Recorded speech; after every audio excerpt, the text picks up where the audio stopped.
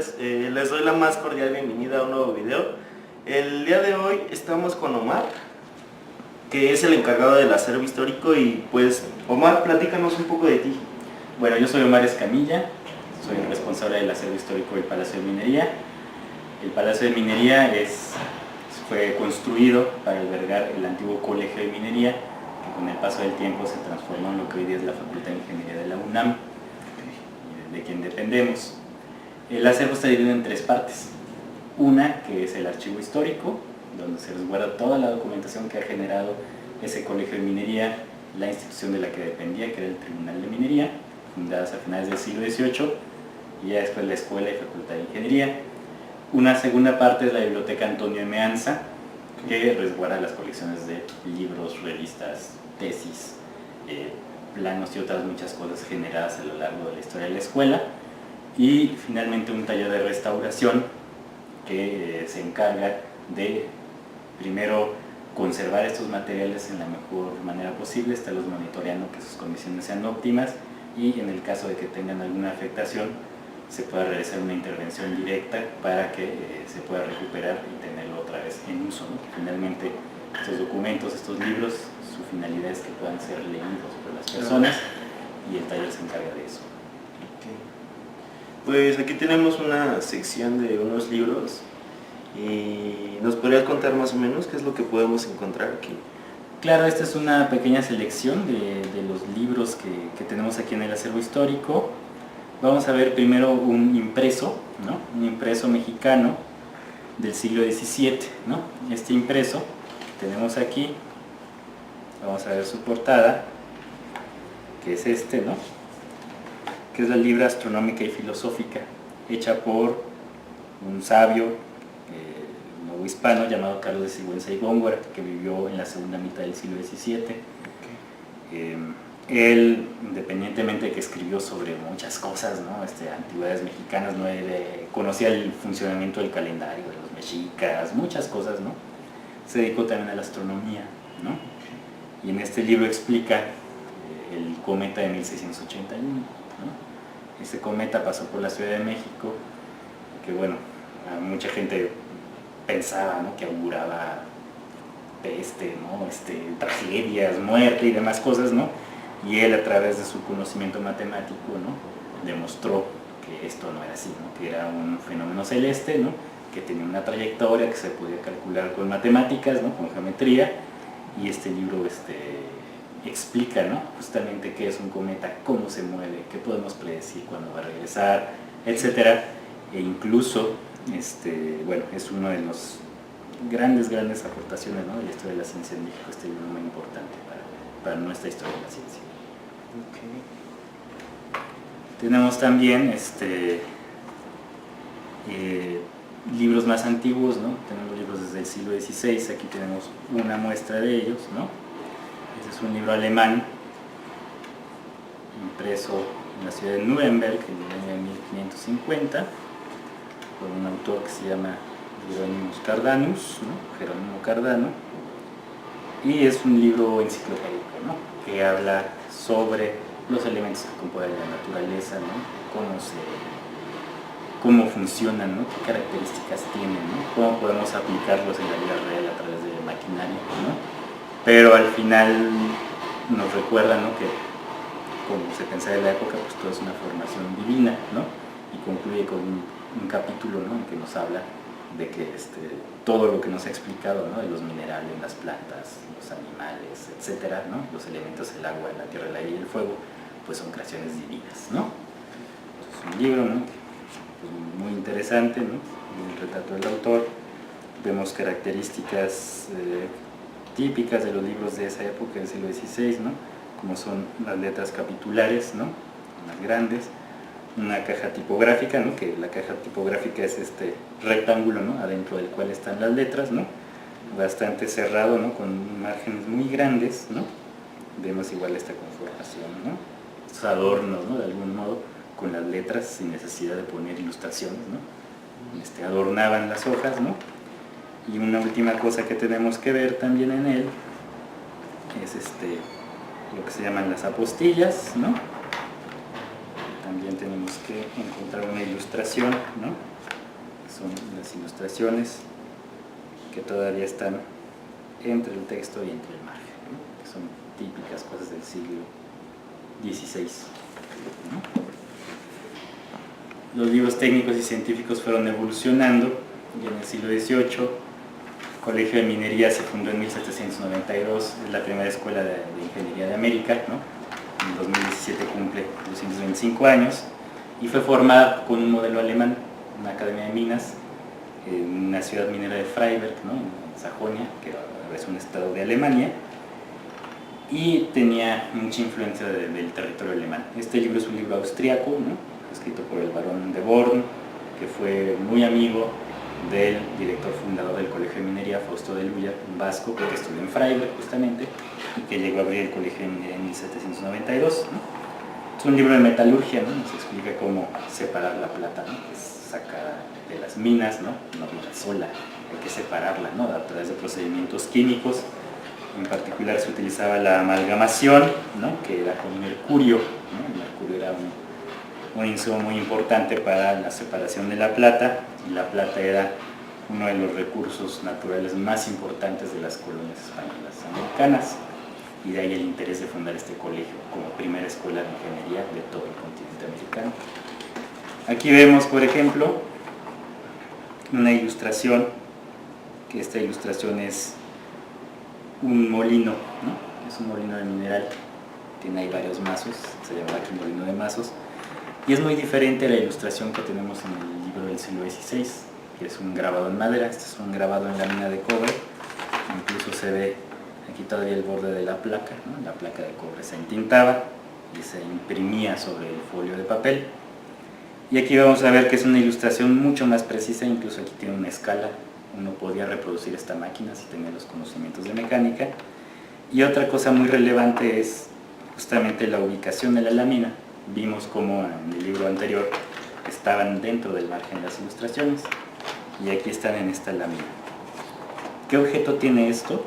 Que ustedes puedan estar leyendo el texto, pasar la página y tener en todo momento la ilustración a la vista, ¿no? De tal suerte que era muy práctico, ¿no? Y son cosas que a lo mejor hoy día nos parecen pues muy sencillas, ¿no? Pero que bueno, para el siglo XVIII era pues una gran contribución, ¿no? para la lectura de los libros, ¿no?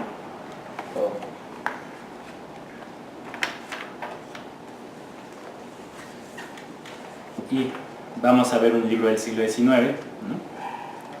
En 1867, cuando está Benito Juárez en el poder, después de haber expulsado a los franceses, ¿no? Y de acabar el segundo imperio mexicano, que fue dirigido por Maximiliano de Habsburgo, ¿no? Se empiezan a impartir las carreras de ingeniería civil, ingeniería mecánica y otras, y pues los ingenieros civiles empiezan a tener una muy importante función dentro de lo que ya no es colegio de minería, sino escuela de ingenieros. Tenemos un libro de 1890 que se llama El ornamento polícromo, consta de 100 páginas, dice 100 láminas en color, oro y plata, ¿no? Entonces es un libro que nos cuenta la historia del arte de manera muy tradicional, ¿no? A través de las épocas, los estilos, y después de explicarnos todo esto, ¿no? Tiene justamente 100 láminas, ¿no? Como nos lo promete en la portada. Aquí tenemos, por ejemplo, estas composiciones hechas en el siglo XIX a partir de motivos de cosas que se encontraban en excavaciones, ¿no? Que se encontraban en los museos, ¿no? Aquí tenemos, por ejemplo, el arte griego, representado a partir de este arte que encontramos en vasijas, ¿no? En otros lados. Arte etrusco, joyería etrusca, ¿no? Tenemos aquí China y Japón, ¿no? Esto ya es litografía, ¿no? Es grabado en piedra, ¿no? Que se atacaba con ácido para conformar las figuras, pero no es nada más eso, vemos que hay color, ¿no? Contrario a las versiones anteriores. Y aquí, bueno, pues tenemos, por ejemplo, esta lámina del arte hindú. En la portada, ¿no? Nos prometen que el libro está a colores, oro y plata, ¿no? Entonces, si se puede ver, ¿no?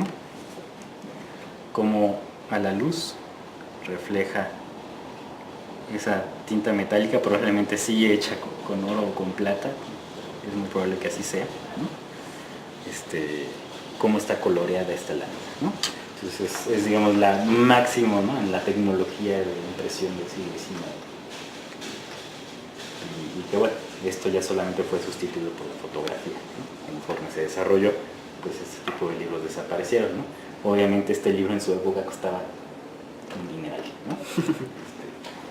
Que era una pieza magnífica, ¿no? Y que pues bueno, se ha conservado aún aquí en el acervo, ¿no? Que es una buena muestra, ¿no?, de las cosas que podemos encontrar en nuestra biblioteca. No solamente hay libros de estos, ¿no?, de ciencia, de ingeniería, son varias colecciones de libros de varias instituciones que han terminado en nuestra biblioteca, y hay libros también de derecho, de literatura, de medicina, de muchos temas, ¿no?, del siglo XVI a nuestros días. Y es una biblioteca de la universidad, es una biblioteca pública, entonces bueno, la gente puede venir, ¿no?, y podemos con mucho gusto mostrarles material o pueden consultarlos, ¿no?, para que se puedan acercar a este tipo de obras, ¿no?, que bueno, generalmente son muy restringidas, ¿no? Nosotros sabemos que tenemos que cuidarlas, ¿no?, también tenemos nuestras normas, pero estamos en la disposición de que la gente venga y conozca, ¿no?, valore este patrimonio.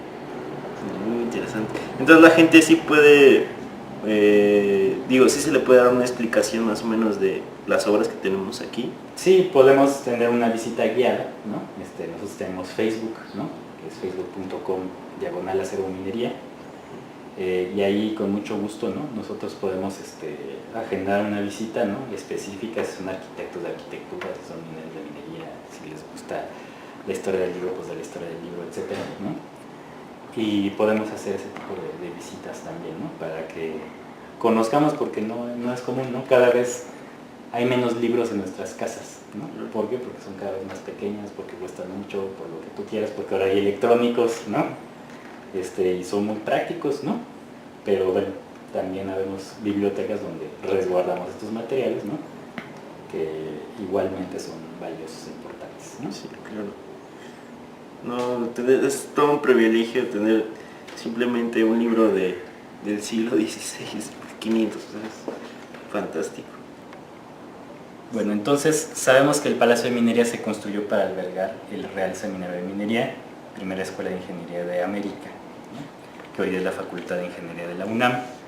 Ese Real Seminario de Minería dependía del Real Tribunal de Minería, o importante cuerpo de la minería de Nueva España, que sería, digamos, el equivalente a una Secretaría de Estado actual, sería como la Secretaría de Energía y tal vez Pemex juntos, ¿no?, porque era quien controlaba las personas que iban a explotar los recursos mineros, ¿no?, y sus impuestos, los insumos y los derechos a esa explotación, ¿no?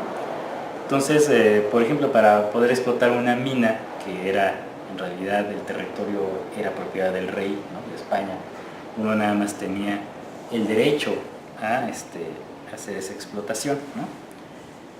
Y para poder explotar una mina se requería hacer un denuncio, ¿no? Ese denuncio era buscar un lugar donde hubiera riqueza mineral, verificar que nadie lo estuviera explotando, que tuviese 6 años en que nadie lo estuviera trabajando, y se hacía ese denuncio. Aquí tenemos justamente un libro en que están los registros de esos denuncios de las minas, un libro que registra las minas explotadas en Nueva España entre 1784 y 1803. Aquí vemos, ¿no?, dice viva el rey, ¿no?, Carlos III, el rey Carlos III de España. Aquí tenemos las armas de España, ¿no?, el escudo español. Y tenemos dentro del libro, ¿no?, cada uno de los años, ¿no?, y cada uno de los denuncios que se hacían, ¿no?, mostrándonos el lugar donde se estaba llevando a cabo esa explotación, ¿no? Entonces aquí vemos claramente, ¿no?, cómo se iba registrando una tras una, ¿no?, cada una de las explotaciones mineras que se tenían en el territorio, ¿no? Y que bueno, se comprometían a extraer el mineral y a la hora de venderlo tenían que pagar un impuesto, ¿no?, para la corona. Entonces esto es, digamos, una de las razones, ¿no? O una de las actividades que se llevan a cabo en el edificio.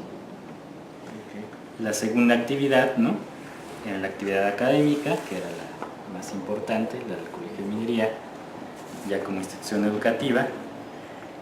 Y bueno, el Colegio de Minería tiene un modelo alemán, la Academia de Minas de Freiberg en Alemania, donde estudió su director fundador y su catedrático más importante, que era don Andrés Manuel del Río, nacido en Madrid en 1764. Él estudió en Francia y después en Freiberg, ¿no? Con el profesor Werner, que fue muy importante, es uno de los padres de la geología moderna, y que no solo le dio clases a Del Río y a Eluyar, sino también a personajes de la talla de Alexander von Humboldt, ¿no? Entonces Del Río era el catedrático de mineralogía, que era la materia principal, ¿no? Donde se enseñaba la clasificación de los minerales, la conformación de la costra terrestre para encontrar los yacimientos que eran explotables en la minería, y las técnicas de explotación de esos minerales, ¿no? Como excavar, como tener túneles, iluminarse, etc. Andrés del Río escribió libros de texto para eso, ¿no? Aquí tenemos uno de esos libros de texto que escribió, que permaneció inédito, nunca se imprimió, ¿no? Que se llama Arte de Minas, ¿no? Que es el primer libro de explotación minera escrito en América. Aquí tenemos el borrador, ¿no? Hecho por Andrés Manuel del Río. Y Andrés Manuel del Río, aparte de ser este profesor, ¿no? Que estuvo 50 años además en la cátedra, hacía investigaciones sobre los minerales, porque pues, él se consideraba un geognota, un mineralogista, ¿no? Y en ese sentido había que estudiar los componentes químicos de los minerales, ¿no? Ustedes saben que pues, tienen, por ejemplo, un granito de sal, ¿no? Que es cloruro de sodio, ¿no? Entonces saber que hay sodio, ¿no? Dentro de eso implica hacer un análisis mineral, ¿no? Entonces ellos hacían de cada una de las muestras que encontraban esos análisis químicos, ¿no? Para poder catalogar los minerales. Y resulta que Andrés Manuel del Río descubrió un elemento químico que hoy conocemos como vanadio en el año de 1802, y lo hizo analizando una muestra mineral que se había descubierto en la ciudad minera de Zimapán, en el actual estado de Hidalgo, ¿no? Que él llamaba plomo pardo, y que bueno, en un principio se pensaba que tenía óxido de plomo, ácido fosfórico, pero después él, tras hacer análisis ya estando aquí en México, en el año 1802, habla, ¿no? Dice, según mi análisis de 1802, y nos muestra esta composición química, donde él descubrió un elemento que llamó eritornio o pancromo años después. En un principio no se le dio el crédito cuando esas muestras fueron analizadas en Francia, pero 28 años después, cuando el elemento fue redescubierto en Suecia, ¿no? Ya con el nombre de vanadio, se dieron cuenta que Andrés del Río fue su primer descubridor. Se le dejó el nombre de vanadio, que se le dio en Suecia, pero se reconoce a Andrés Manuel del Río como el primer descubridor de ese elemento químico, ¿no? Y ese es uno de los profesores del Colegio de Minería, ¿no? Para que veamos, ¿no? qué nivel tenía, ¿no? Nuestra escuela en ese momento. Omar, platícanos, en el Palacio de Minería, ¿qué clases impartían? El Colegio de Minería tenía 4 cátedras principales: matemáticas, física, química, mineralogía. Matemáticas y física pues podrían ser comunes hoy en las ingenierías para todas, ¿no? Lo mismo alguien de mecánica que de electricidad y computación debe saber eso. En el caso de la química, pues es común para un ingeniero químico, ¿no? O para un médico, ¿no? Etcétera, ¿no? Pero ya la parte de mineralogía, ¿no? Pues era la parte específica, ¿no? La que servía para formar en lo que en ese momento eran peritos facultativos de minas, ¿no? Que son los actuales ingenieros de minas y metalurgistas. Y ellos, esa cátedra, la principal, ¿no? Está dividida en 3 partes, que era mineralogía, geología y explotación de minas, bajo otros nombres, ¿no? de esa época, que eran orictognosia, geognosia y arte de minas, que eran impartidos por Andrés Manuel del Río, ¿no? En el caso de matemáticas, fue el primer lugar donde se enseñó de manera formal el cálculo diferencial integral. En el caso de física se tenían más de 300 aparatos para hacer experimentos y mostrar los principios de la electricidad, de la mecánica, de la óptica. En el caso de química, fue el primer lugar donde se enseñó la nueva nomenclatura química y las teorías de Lavoisier, Y en el caso de mineralogía, pues se tuvo a un profesor que descubrió un elemento químico y que mostraba las teorías modernas de la formación de la Tierra. ¿Te parece si pasamos a la biblioteca más o menos para...? Sí, para que veamos más o menos un lugar que también tiene su historia, el Salón de la Biblioteca. Perfecto, pues vamos, acompáñenos.